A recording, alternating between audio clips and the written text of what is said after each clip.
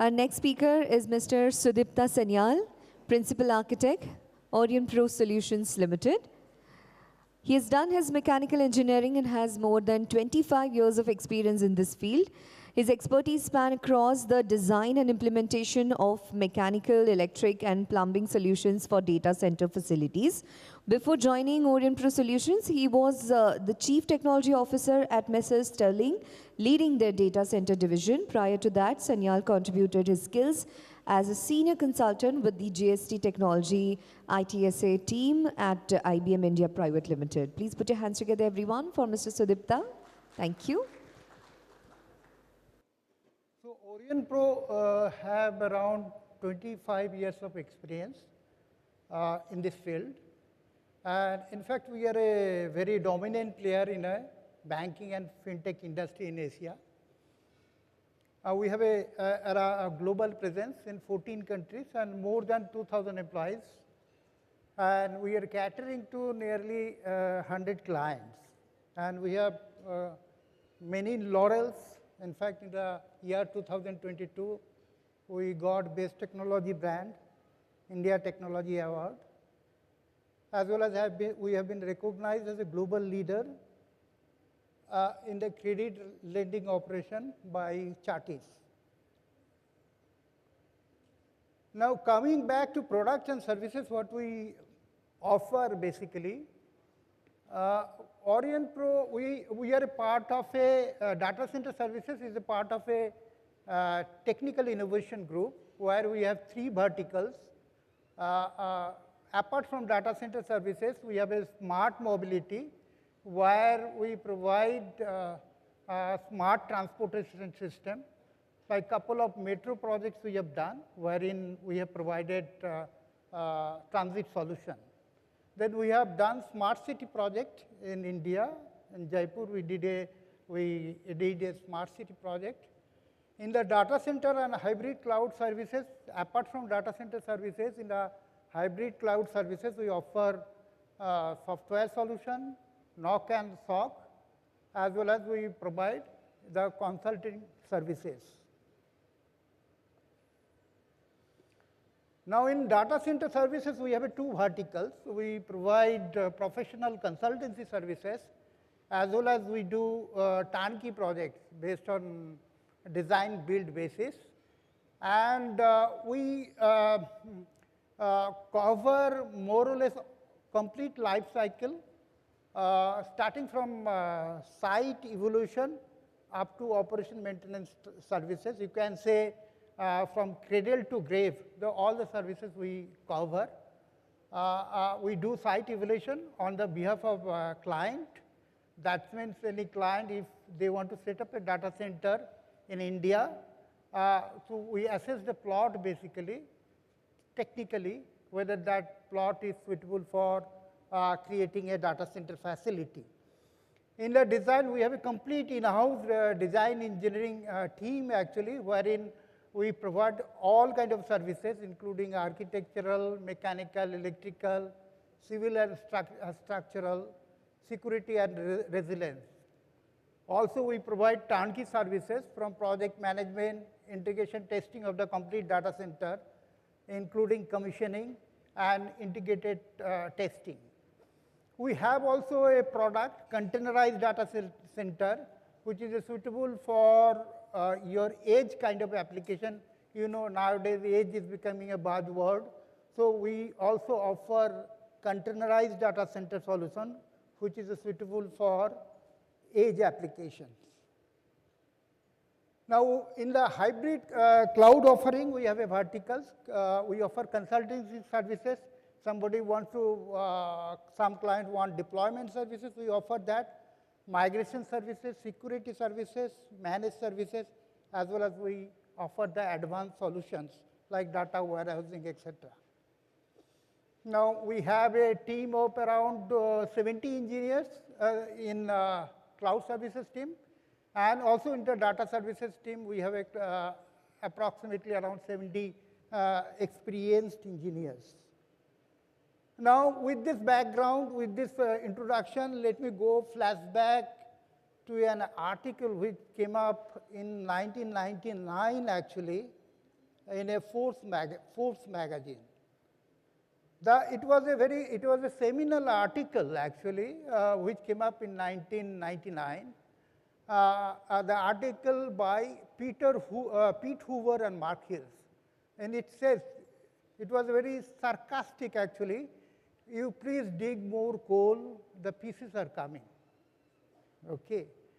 The opening paragraph, it goes on saying that in somewhere in America, whenever basically a book is ordered over the internet services, then in America somewhere 1 pound of coal is burned. And he gave a basically, you can say, a fuel economic rating that 1 pound of coal is equivalent to create, package, store 2 megabytes of data. So basically, the article wants to say that it is consuming, the internet consumes lot of energy, and which actually it is today, if we look at, it is consuming, surely it is consuming a lot of energy. And some of the cities, you know, actually like Ireland, basically Dublin, already there is a moratorium that you cannot do a data center. Already energy consumption has gone to 17% of the total energy being generated in your Ireland. So there is a moratorium. In fact, in Singapore also there was a moratorium. Okay.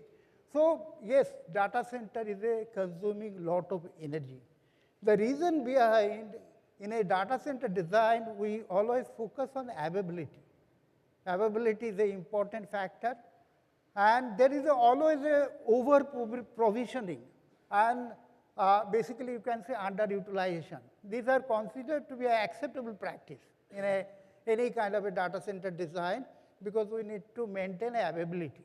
And this is a simple formula for availability, everybody is aware of it. Just for a recapitulation, it is uptime by uptime plus downtime. And downtime basically have got a two, you can say scheduled downtime and unscheduled downtime. Now it is a little different from reliability, because reliability has got a, in the denominator, only unscheduled downtime, whereas in case of availability, both the things are coming. So this is a simple formula. But so in the downtime, actually, if you look at it, scheduled downtime, it is a preventive maintenance. We know it basically, system and equipment setup, testing, optimization, scheduled facilities related event, remedial maintenance. Unscheduled downtime is basically whatever is connected with a failure is considered to be unscheduled downtime. Now, 𝗏𝗊𝗃𝗃 has given a, if you see, there was a very scientific method actually of determining the class actually. Now, in a TI 942, we call about your rating of data center. 𝗏𝗃𝗃 talks about classes of data center. So there are 4 classes. In fact, there are 5 classes, but practically there are 4 classes. Class 1, class 2, class 3, class 4 like. And there is a very scientific method of arriving based on operation requirement, operation availability, and impact, any impact of the downtime, what should be the class. There is a very logical way of determining what kind of a class of data center you require. And it gives an example also that many a times we talks about Tier 4, I require a Tier 4 data center. We talk about very high resilient data center. But it has given a very beautiful example, given an architecture that even you can create a 2 Tier 3 facility if you create a 3 2-tier data center. Like we have normally one production main data center, we have a near DR and we have a far DR. So if everywhere we create a Tier 2 facility, in fact it is giving two numbers Tier 3 data center. Similarly, if you have a 4, let's say in this architecture, if you create a 4 Tier 2 facilities, it can create a, 4 Tier 2 facilities can create 2 Tier 4 facilities. So many a times this example, through this example, 𝗏𝗃𝗃 want to say that you need not consider Tier 3, Tier 4 architecture in every data center. The reason behind resiliency is always at the cost of efficiency and PUE. This fact we need to keep it in mind. Like if you communicate to if you demonstrate, or let's say declare in the market that I have a very high resilient data center tier 4, indirectly you are conveying your data center may not be so efficient. Okay. So because this is an important factor actually, because the earlier days the design criteria is only the resilience and reliability. Now with the energy cost shooting up, that is not only the criteria. You have to think about energy efficiency, you have to think about your sustainability. And if you, this is the chart actually which has been published by IBM long ago, around 10-15 years ago, wherein they have given a basically what will be the your ideal PUE based on different tier level, tier 1 to tier 4 level. And this chart says the tier 1 is the most efficient one, data center. Okay. So why I am telling these facts actually, the earlier design was an overemphasis on the availability part. Now we have to think about energy efficiency, we have to think about sustainability part. So the current and future strategy of the data center design, like for example, of course redundant power and cooling system will be there. But the fact is that many a times we do over provisioning. But nobody can think about any industry where utilization is 15-20%. Can any industry exist with a utilization of 20%? No, simple not. Okay. So obviously this over provisioning, we have to think about this over provisioning. We have to think about how the utilization can be improved. So with rising energy prices, this is no longer the case, and the issue of energy consumption at the individual data center level is becoming a very important factor, and also the environment impact. You know, there will be several, like European countries, there are several guidelines have come up. So far as sustainability index, sustainability performance requirements are concerned. So data center in particular, though it is now 1.4% of the energy consumption, but definitely it will go up. So this should be the strategy. Definitely reliable and resiliency will be one of the important criteria. We have to think about efficiency, sustainability. We have to think about how granular we can, how scalable we can make the infrastructure, and how it can be more adaptable for future requirement. So basically this is the one way you have to future-proof the infrastructure. So if you look at current consumption of very efficient data center, the around 65% is IT, if you look at. And second, you can say, so far as the cooling is concerned, it consumes around 21% of the electricity, and 13% of towards the electrical inefficiency, and rest 1% is other like lighting and others. So obviously the biggest pie is IT, and second is HVAC, cooling part. Now, so these are some of the measures which need to take basically so far as the improvement of efficiency on the IT side is concerned, like server virtualization we are doing, optimized data storage. We have to think about tired storage. We have to think about how to do scalable storage. Okay. We have to think about how to storage can be consolidated.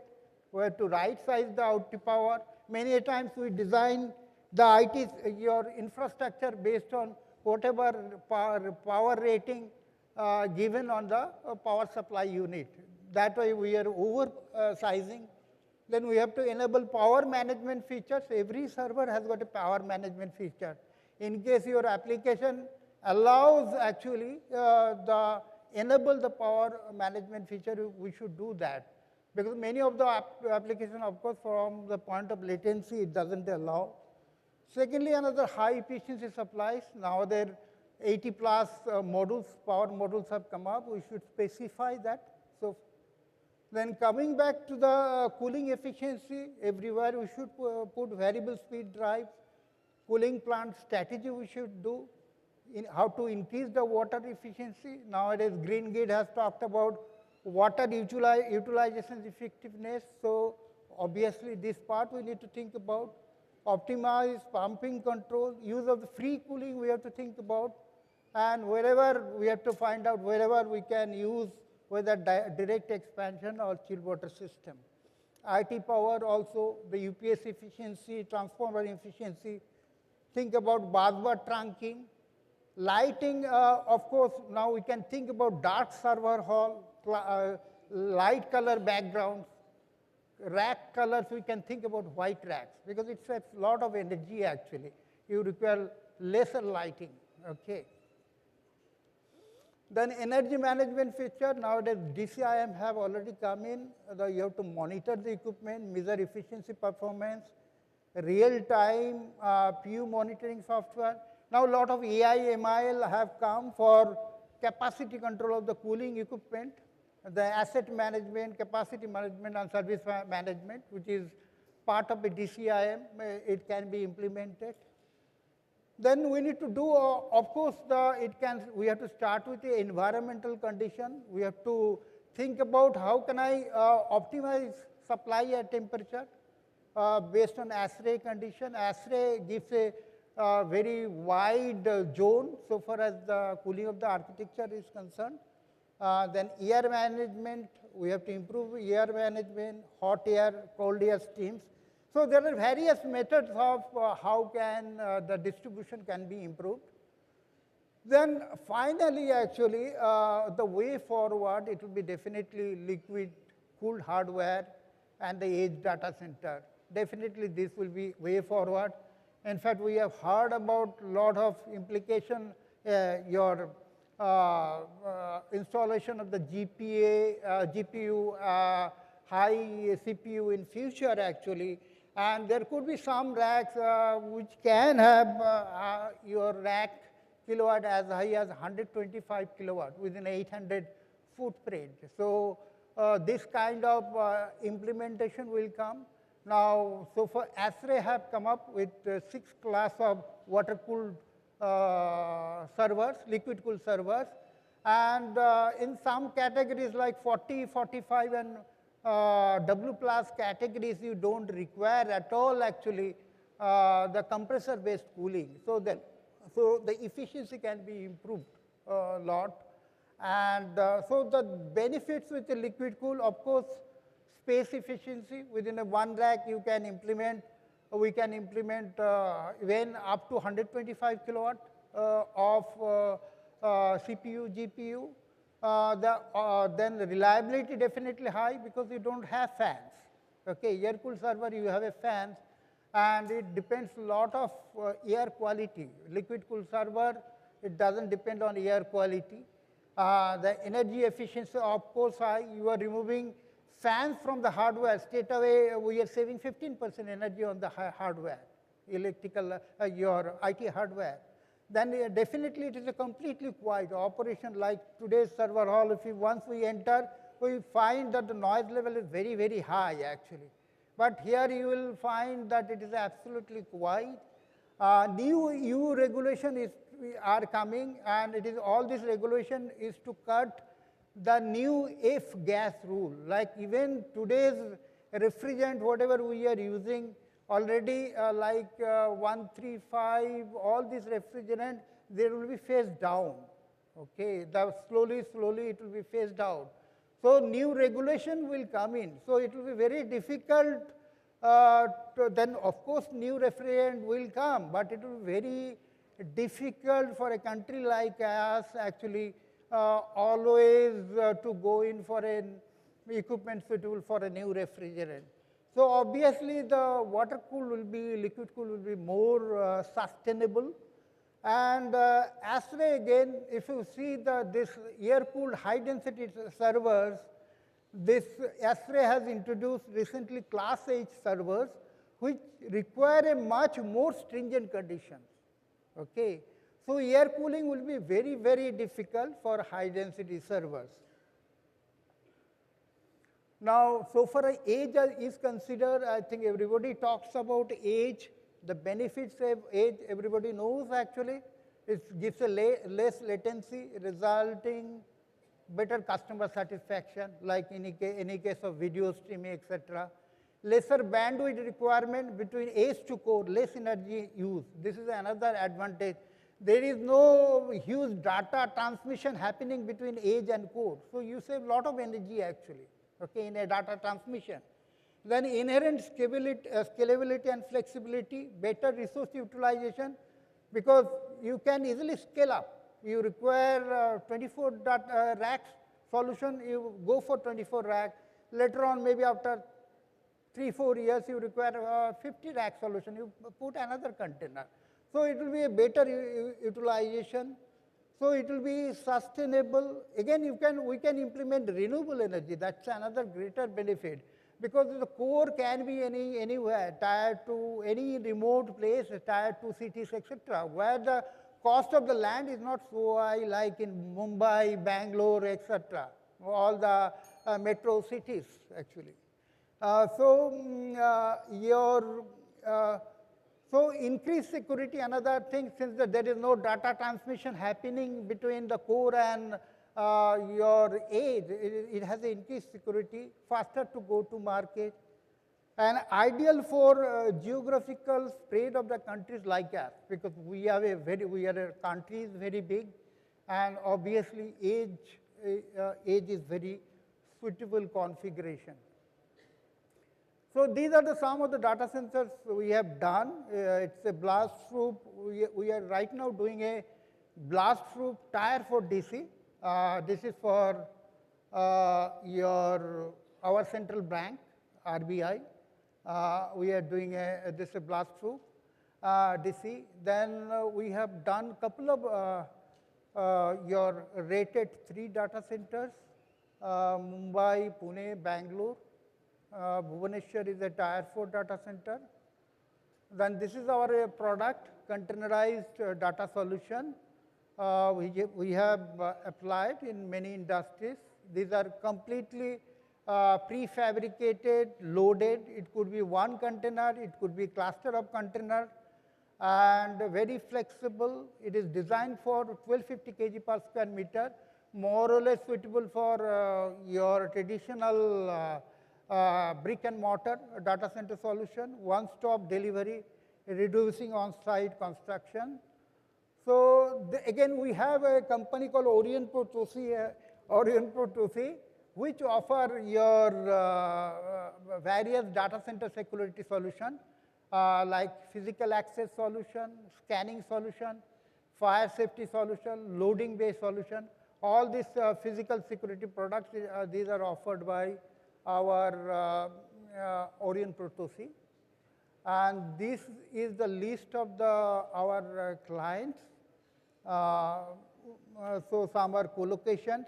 For IIT Bombay, IIT Guwahati, we are doing a very high density implementation, liquid cool server. And so some are basically professional services we are offering, some are data center built. So that's all. So we are an integrator, we are a trustworthy integrator, and we integrate OEM products. So please,